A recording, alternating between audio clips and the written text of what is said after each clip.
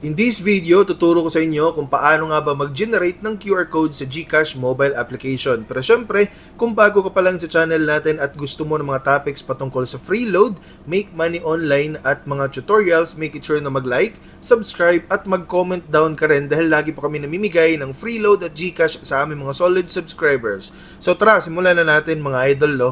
So ang una muna natin gagawin ay pumunta sa Play Store at i-download yung mobile application na GCash. Pero kung may mobile application ka na ni GCash at kung yung nakikita mo dito ay update, no, hindi open, pindutin mo lang yon para maging updated yung mobile application mo. Tapos, pag naging updated na, pindutin lang natin to para ma-redirect tayo doon sa GCash mobile application natin.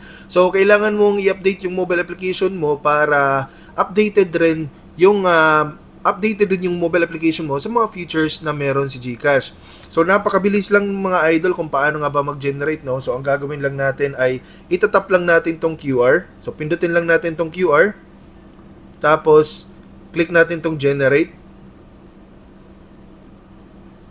At dito meron tayong mga options, no? Pwede tayong mag-generate gamit itong pay using QR code. So show any of these QR codes to the cashier to pay for your purchase, no? So, pwede rin ito, pay abroad with Alipay, receive money via QR code, or sa pag-commute. So, pay your transportation.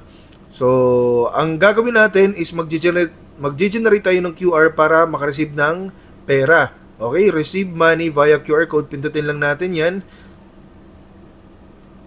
Tapos, mare-redirect tayo ngayon dito. So, pwede natin tong i-download agad mga idol, no? Ayan, mada-download yan, mapupunta doon sa natin, sa mobile gallery. Pero kung gusto mo maglagay ng amount, pwede rin. Halimbawa, maglalagay tayo ng 5,000 pesos.